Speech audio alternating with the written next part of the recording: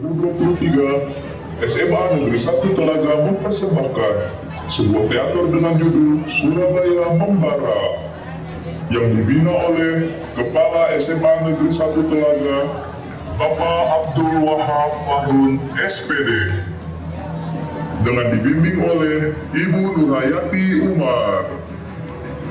Teater ini ditampilkan oleh kelas 12 IPA 5 di bawah binaan Ibu Sulfa Abdul SPD. Gabungan dari kelas 12 IPA dan IPS. Maka marilah kita saksikan pertunjukan teater Surabaya Membara.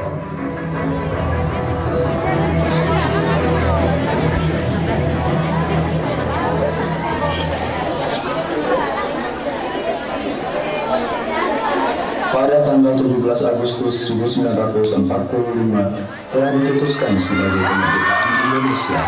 Para sekutu tidak menerima kemerdekaan Indonesia. Jauh dari ibu kota Batavia, terjadi sebuah perlawanan yang dilakukan rakyat Surabaya yang dikenal dengan sebutan pertempuran 10 November. Pukul 9 malam 18 September, sekelompok Belanda di bawah pimpinan Mr. W.V.C. Hauptmann secara diam-diam mengibarkan bendera kebangsaan Belanda.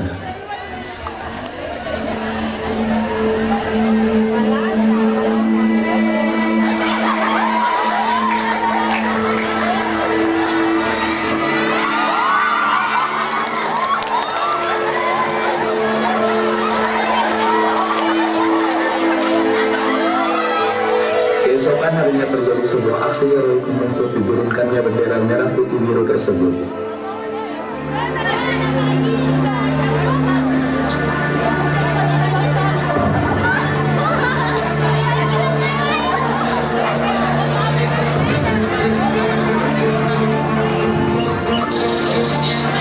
Kurang ajar, mereka tidak tahu diri. Kita ini bangsa merdeka. Ayo, kita turunkan bendera musuh itu. Turunkan bendera! Turunkan bendera Belanda! Tenang, tenang. Saya akan mencoba bicara dengan mereka.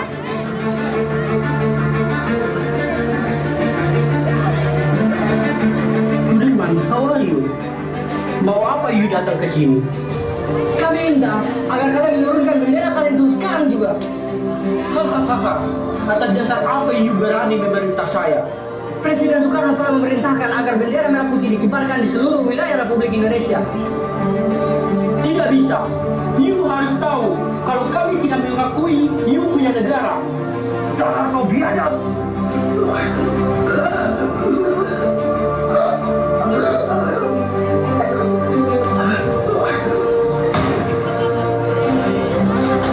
Turunkan bendera Belanda. Haryono, cepat kau turunkan bendera Belanda. Siap, laksanakan.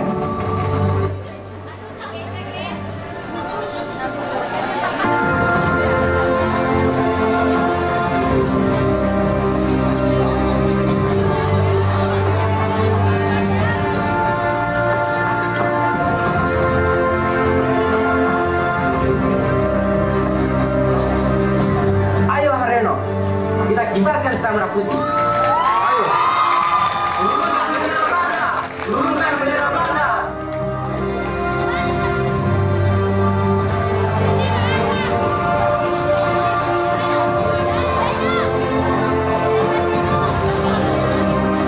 Kepada sang merah putih, hormat!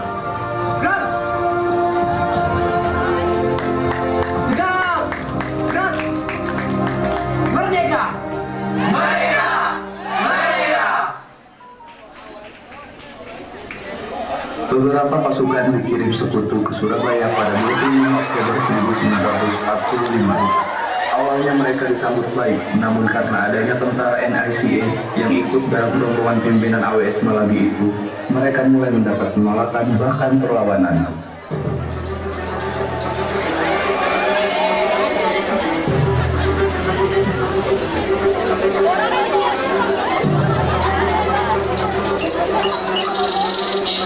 Akhirnya, aku sampai juga di Indonesia. Akan aku kuasai semua daerah di Indonesia ini.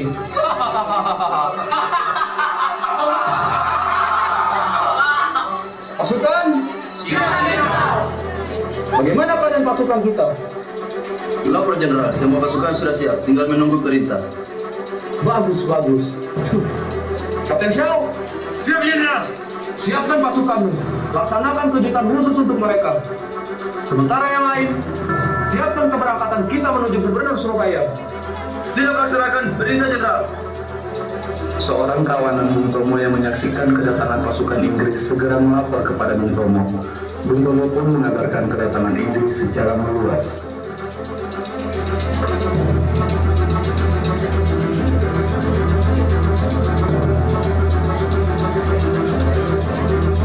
Sementara itu, beberapa perempuan yang turut serta menyiapkan amunisi untuk menghadapi peperangan yang mungkin saja akan terjadi.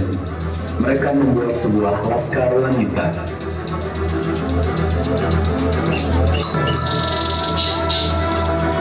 Para perempuan, ya!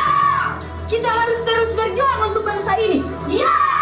Meskipun kita perempuan, kita jangan mau untuk ditindas dan terlihat lemah di hadapan para sekutu penjajah Indonesia kita ini. Seru! Lantas, bagaimana cara kita menghadapi mereka yang bersenjata? Iya benar, mereka para penjajah pasti memiliki senjata masing-masing.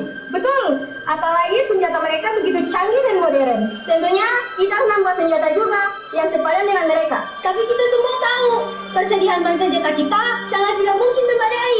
Lainnya benar, lagi pula kita sebagai komunitas tidak diperbolehkan menggunakan senjata oleh para laki-laki.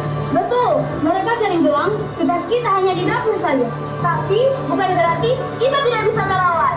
Para penjajah itu mau bagaimanapun akan menang melawan kita. Ya, betul. Begini saja, lebih baik kita membuat banyak rencana. Pertama, kita tetap harus membuat senjata untuk perlindungan bagi diri kita. Kedua, kita harus membuat palang merah sendiri untuk melakukan pengobatan dan perawatan bagi korban perang nanti. Ya, saya rasa itu pencanangan yang bagus dan tepat untuk menghadapi perang yang akan terjadi nanti. Betul, mau bagaimanapun, kita juga harus membantu para laki-laki yang akan terluka akibat peperangan nanti. Meskipun kita tidak diperbolehkan menggunakan senjata, tapi melindungi diri itu juga penting. Ya, benar. Kalau begitu, kita tidak boleh terlihat oleh para sekutu. Kita harus menggunakan metode sembunyi-sembunyi. Senjata hanya untuk melindungi diri kalau terjadi sesuatu pada kita. Kita tidak perlu harus turun ke lapangan untuk perang. Betul, kita terapkan saja ide Rani tadi. Gunakan metode sembunyi-sembunyi, kalau ada yang luka, segera kita obati. Baik kalau begitu, bagaimana sekarang Nita? Semua setuju? Setuju! Ayo kita laksanakan. Ayo!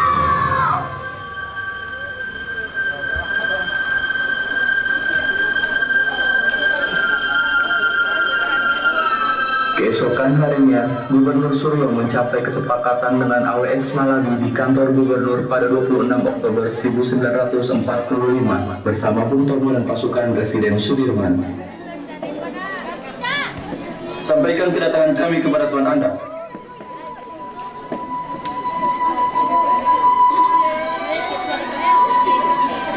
Menurut Gubernur, ada pasukan AWS Malawi di luar.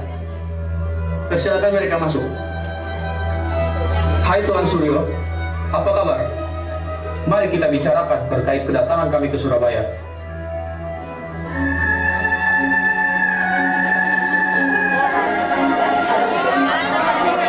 Mereka pun memulai perundingan dengan hangat. Kesepakatan pun berhasil diraih kedua pihak. Di antaranya, Inggris berjanji bahwa di antara mereka tidak terdapat angkatan perang Belanda. Disetujuinya kerjasama menjamin keamanan, membentuk biro kerjasama, dan Inggris hanya akan mengucuti senjata Jepang. Alhamdulillah kita sudah sepakat. Saya harap kalian menepati janji. Ya tentu, terima kasih atas sambutan Tuan.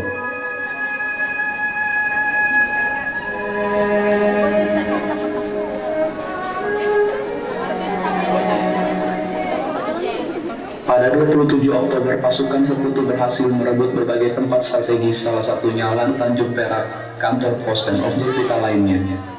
Sekitar pukul 11, kapal udara Dakota milik sekutu menyebarkan pamflet ke penjuru kota yang berisi barang siapa yang memiliki senjata dan menolak untuk menyerahkannya kepada tentara sekutu akan ditembak di tempat.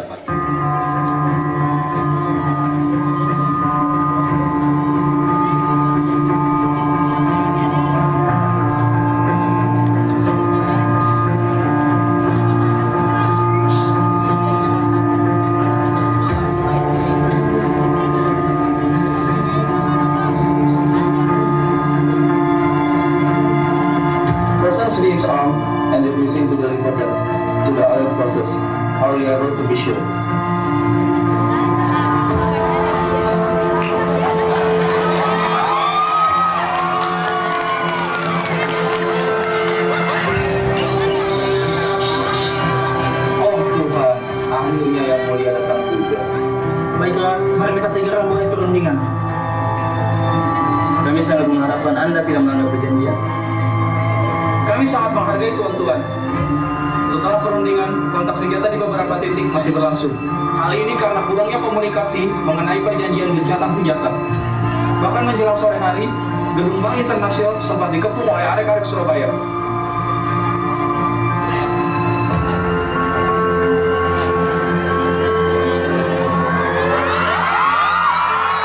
Bagaimana situasinya? Mungkin tinggal di dalam. Apa buruk ya, Pak? Kok membahayakan sama seperti Agustus kemarin? Kamu tenang deh, kita pasti balik. Apa kamu ngerti? Kalian tenang saja, insya Allah kita akan bisa melaksanakannya. Aku sangat cemas, Pak. Bagaimana kalau kali ini lebih dari kemarin? Sabarlah, Rani. Insya Allah, Allah akan melindungi bangsa ini. Sungguh tidak bisa kubayangkan, Pak. Aku sangat ketakutan. Aku pun berpikir seperti itu. Kasihan para suami kita, setiap hari hanya tidur selama 2 jam. Beban yang dipikulnya sangatlah banyak. Aku sangat khawatir jika jiwanya terguncang. Jangan lupa ajak suamimu untuk periksa ke dokter, Fat. Iya, kau juga. Kita berdoa saja bersama-sama ya, Mi. Iya. Matur suwun Jenderal Sudirman. Iya, Nina Rahmi, Nina Fatmawati. Panggil ibu saja. Bagaimana keadaannya di sana? Dalam perangan, tentunya tidak ada yang baik saja, Bu. Saya harap Ibu Fatmawati dan Ibu Rahmi segera mencari tempat perlindungan. Datanglah pada laskar wanita. Mereka akan membantu Ibu sekalian. Baik, Jenderal. Terima kasih. Baiklah, kalau begitu saya permisi. Hati-hati, Jenderal. Ayo, kita datangi laskar wanita.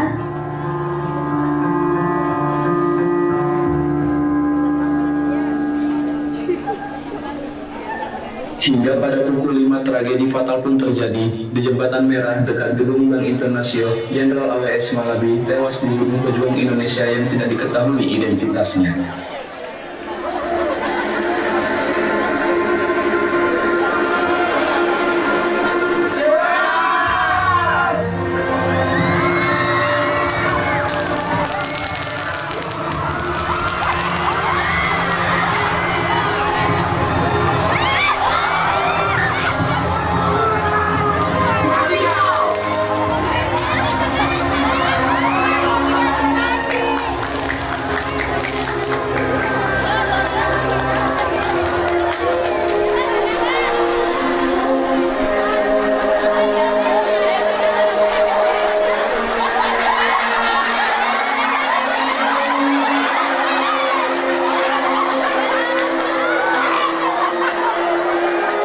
Setelah terbunuhnya AWS Malabi, kejadian ini menjadi sorotan tajam di kalangan negara-negara sekutu.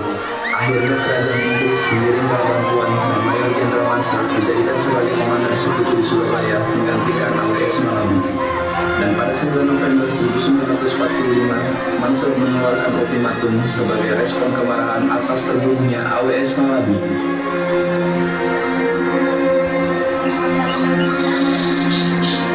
Semua pemimpin dan para pemuda Indonesia harus menyerahkan senjatanya di tempat-tempat yang telah ditentukan.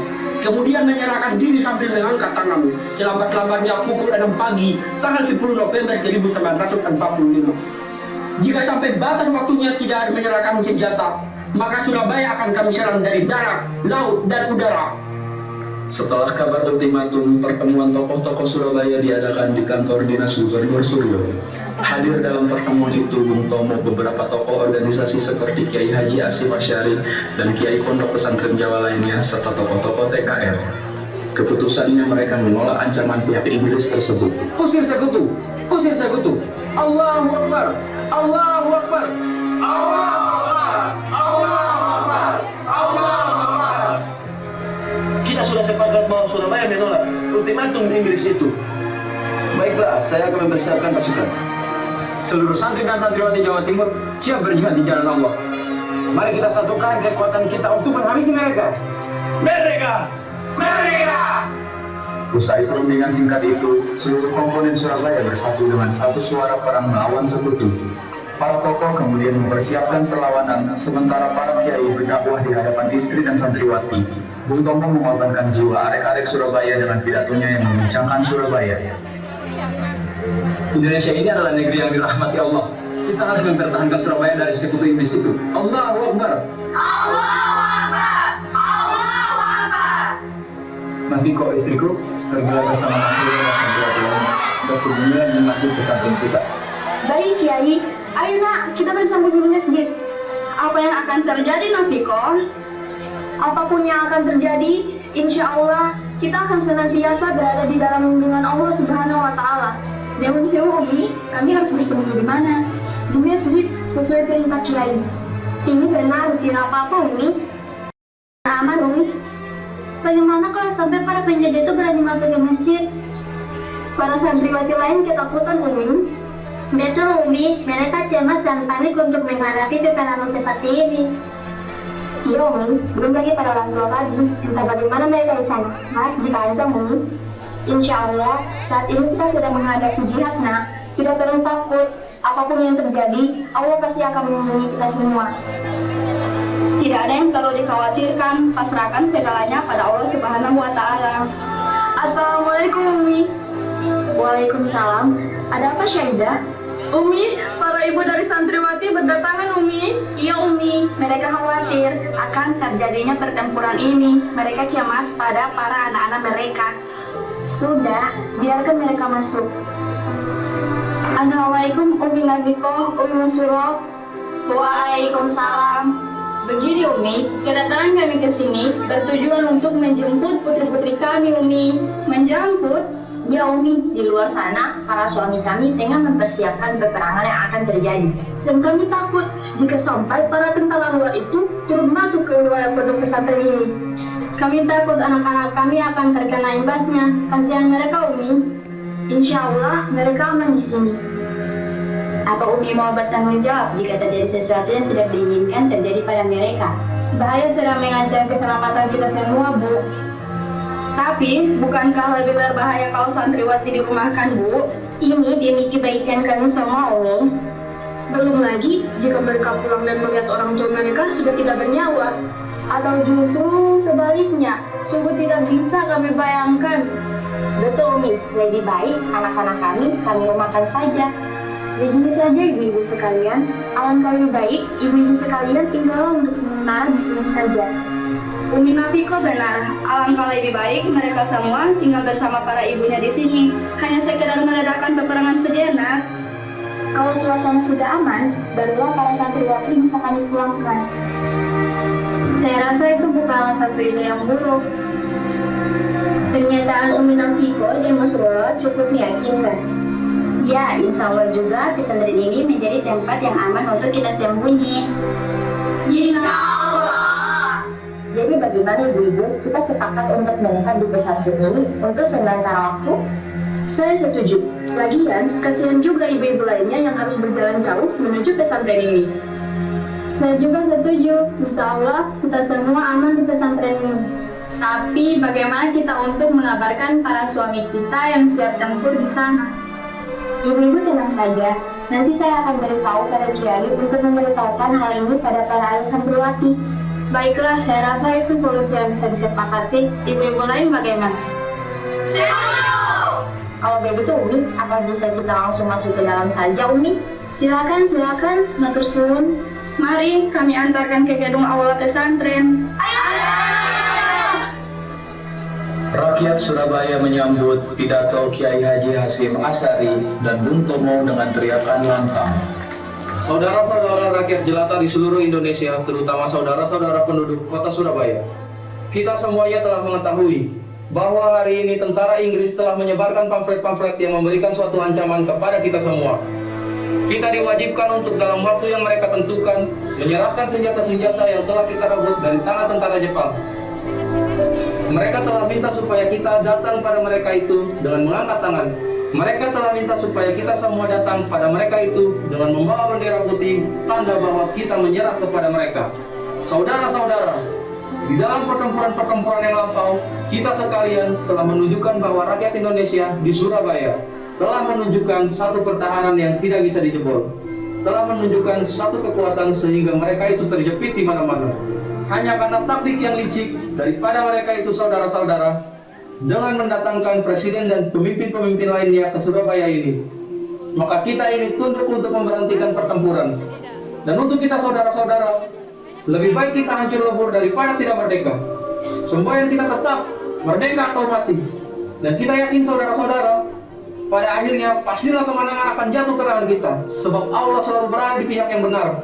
Percayalah saudara-saudara, Tuhan akan melindungi kita sekalian. Allahu Akbar. Allahu Akbar. Allahu Akbar. Merdeka. Merdeka.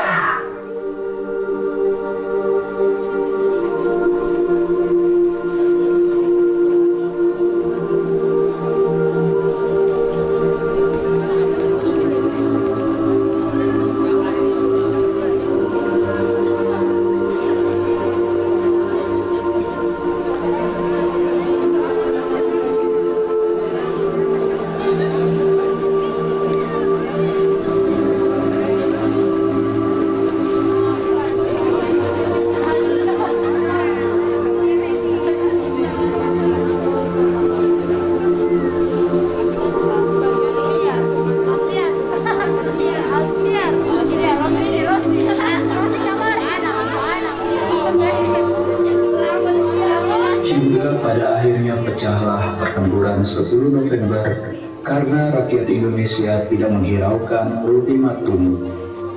Di mana senjata mereka? Di mana?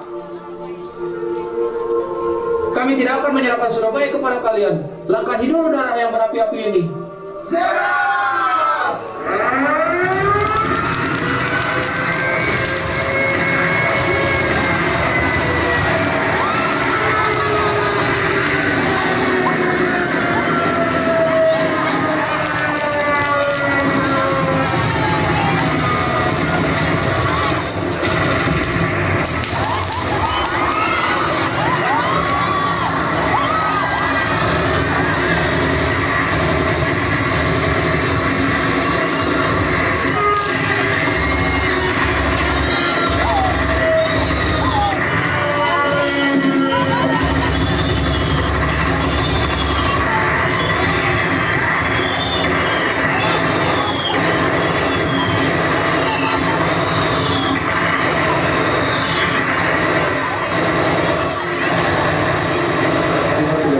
November 1945, sepanjang mata memandang bergelimpangan mayat berbujur kaku, hangus, sekian bayi dari 2 orang, suku pun harus membayar sangat mahal dalam mengaburkan Surabaya ini. Ratusan ribu orang menderita dan harus meninggalkan Surabaya. Kebanyakan dari mereka mengungsi ke Sidoarjo dan Mojokerto. Betapa hatiku telah gugur,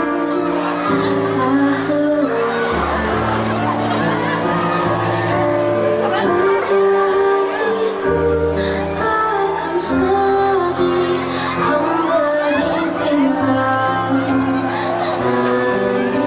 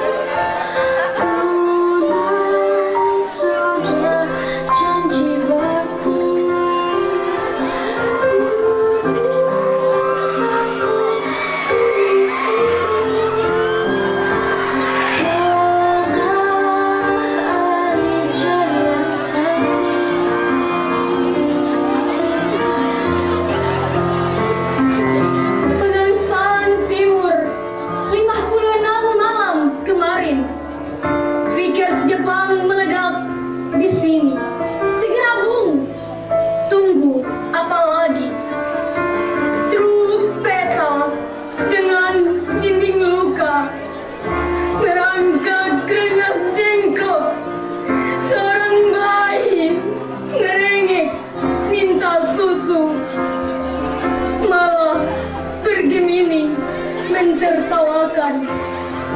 Sandiwara kecil yang tidak lucu.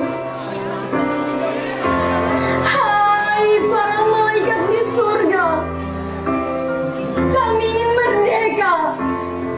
Segala tetek bengek biarlah. Sementara bambu runcing yang jadi hakimnya. Kun fayakun, Tanjung Perak, November merah. Hai para ekstremi biadab, Tuan Malabi di mana? 1 kali 24 sampai tanggal 9 malam. Tanggalkan sangkur, letakkan senapan. Para pencolek, datanglah dan tinggi-tinggilah angkat tangan. Serigala-serigala bangsat, terimalah cocolan bambu di dadamu. Lihatlah, darah kami masih merah. Kami bukan budak yang hidup untuk menyembah. Sambutan salam kami. Kalau tidak, ayo kita buktikan siapa yang jadi tua di Surabaya. Merdeka! Merdeka! Telah gugur pahlawanku, tunai sudah janji bakti. Gugur 1, tembus 1000. Tanah air jaya sakti. Tanah air jaya sakti.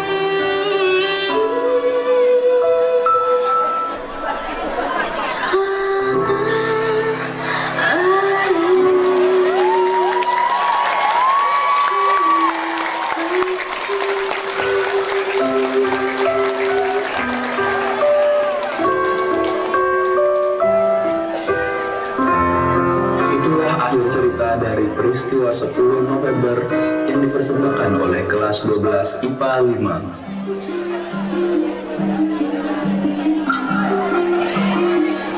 Nama saya Muhammad Habib Atibi, saya berperan sebagai Sudirman. Saya Alhamdulillah Usman berperan sebagai Kapten Sam.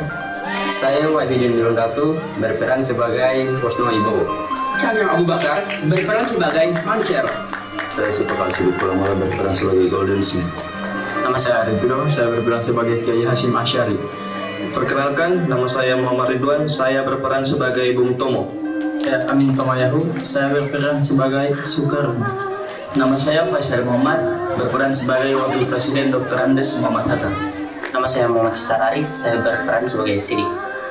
Saya Muhammad Zulfikar, berperan sebagai Mr. Lukman. Nama saya Muhammad Ajul Daina, peran saya sebagai Awes Malagi. Nama saya Ajul Rizky Bau, saya berperan sebagai Gubernur Suryo. Saya Rahmat Umar, saya berperan sebagai Haryono.